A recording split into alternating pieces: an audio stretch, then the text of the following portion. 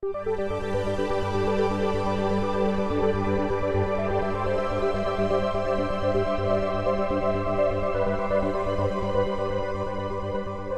ladies and gentlemen, our Team I is going to initiate coverage of the Detsky Mir company. We issue a buy recommendation with 12 months target price 133 rubles, implying 33.6% price upside and 8% dividend yield.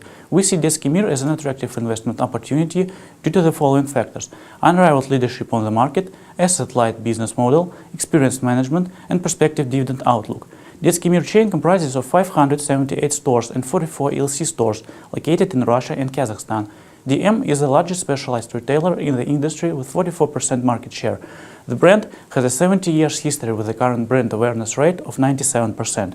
The company has a wide range of children's goods, about 25,000 SKUs of children's fashion, toys, newborns goods and large items. Market expansion combined with the maintenance of the like-for-like sales growth remain the main principles of the company's strategy.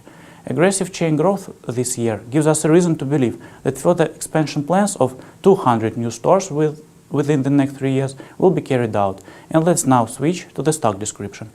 The company's ordinary shares are traded on MySix main market under DSKY ticker. The shares were listed in February by an IPO procedure with a 34% free float and initial price of 85 rubles. Main shareholders are Sistema JSFC with 52.1% ownership and Russia-China Investment Fund with 14.3%. An average daily traded volume is 0.2% of free float, which is a warning sign for investors. Company's outstanding performance is attributed to profound experience of management board. The team was formed in 2013. According to the long-term incentive program, the board totally owns about 2.4% of company shares. Detsky Mir is also involved in social responsibility through the charitable endowment established in 2004. And now I'd like to hand over to Natalia with her macro overview. Russian headline inflation dropped to 2.5% in December 2017. Росстат announced acceleration of economic activity. Projected real GDP growth of 2.2%, along with the current decline in inflation trend, will stimulate consumers' spending and retail turnover. We expect total children's population to stay relatively unchanged. Alexander will present you our industry analysis. Children's goods retail market can be classified as a non-cyclical and defensive consumer staple market. DM is presented in the specialized store segment, where it has 44% of the market, and in the internet segment, in which DM has shown rapid growth in the last 5 years. We'll look at toys, newborn goods, and children's fashion segments since they generate largest part of revenues for DM. Toys and children's fashion markets outperform other FMCG and have expected average growth rates of 6.7% and 8% respectively for years 2016 to 2021. Newborn goods market growth will reach 4% in 2021. Internet retail, an important sales channel for DM, is expected to experience growth of 9% yearly. More specifically, toys and fashion segments of the online retail will grow at around 7% year to year. Now, back to Natasha with competitive positioning. DM competes among specialized stores, online retailers, and general retailers. Over the past years, DM has stayed undisputed leader in the specialized children's goods market segment in Russia. The four main competitors in the segment are Korablik, Mothercare, Dochki Synochki, and Begemot, together now accounting for the smaller market share than Detsky Mir alone. In the e-commerce segment, DM also implements a growth-focused strategy. Online sales share of the company's revenue is projected to reach 7.4% by 2018. Despite the fact that foreign online retailer giants are still not present in Russia, online segment is the area of a significantly stronger competition. Competition with general food retailers is mostly in newborns products. Across the public universe of the Russian retail, DM shows the highest like-for-like revenue growth, along with the highest revenue per square meter growth and general revenue growth. Let's turn to financial analysis. DM has shown significant revenue growth of about 20% since 2011. Online sales have been growing by 1 percentage point to reach 3.5% of the total revenue in 2016. Revenue per store across 6 Russian regions are comparable, while in Kazakhstan it is significantly lower due to lower disposable income levels. Gross profit has been decreasing due to a slight increase in COGS due to local currency depreciation that affects contracts that are prolonged in the closest future. EBITDA margin has dropped in 2015 due to alignment of online and offline prices, but it went back to the target 10% due to decrease in SG&A expenses. decrease in rent due to high bargaining power, and replacement of employees with digital assistant systems.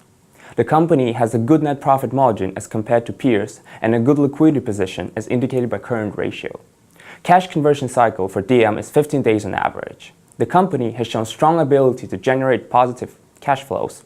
Free cash flow to equity has shown significant value in 2016 due to high cash flows from main operations and investing activities. As of today, DM's long-term debt is totally RUB denominated, has maturity periods from 2 to 5 years, and fixed interest rate. The weighted average interest rate equals to 10.3%. The total bonds were issued for the amount of 3 billion rubles with coupon rates of 9.5%. Next, Ilya will talk about the valuation. In our valuation, we use 5-year discounted cash flow model with a further 3 years aggregate free cash flow projection. Offline revenue is projected based on moderate like-for-like growth and management expansion plan.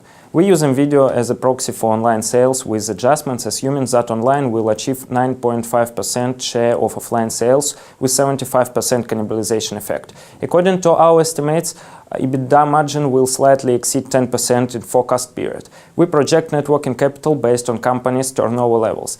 Capital expenditure is forecast based on depreciation and management plan to launch new stores. We assume that free cash flow will rise by 4% year-over-year in perpetuity, which is in line with long-term inflation in Russia. We utilize 30% of debt and 70% of equity as the capital structure and receive weighted average capital cost of 15%. Next, Sasha will present Monte Carlo simulation. Afterwards, we performed a Monte Carlo simulation to understand the sensitivity of the model to variations in our assumptions. Our simulation results suggest that in 64% of cases we receive more than 20% upside, and we have only 10% of probability that the price will go down below the current share price. Thus, this simulation supports our buy recommendation and highlights most sensitive variables to our model. The universe of Detsky Mir PS includes international children's goods retailers and Russian retailers. International peers are presented in developed countries and, as a result, face less severe macroeconomic risks. Russian retailers are more vulnerable to a drop in disposable income than Detsky Mir. Both groups of peers have much lower growth rates as well as lower dividend yield. However, the low liquidity of Detsky Mir shares reduces the company's multiples. We see the difference in companies overly considerable to evaluate Detsky Mir based on trading multiple approach. Now back to Sasha with the risks of Detsky Mir. Regarding the investment risks, Detsky Mir demonstrates high operation efficiency and faces mainly macroeconomic risks. First, the future decrease of a country's birth rates can negatively influence the demand for children's goods that may result in lower sales levels and excess inventories at the company. And also, the most part of its supplies Detsky Mir gets from the foreign companies. That is why Detsky Mir is exposed to currency depreciation risks. In addition, we estimate the high probability of the risk that the company's major shareholder, Sistema, can sell part of its stake in the Detsky Mir or even insist on the payment of higher dividends to receive financial resources in order to pay its obligations from Rosneft company. That can lead to the reduction of company's investments in the business.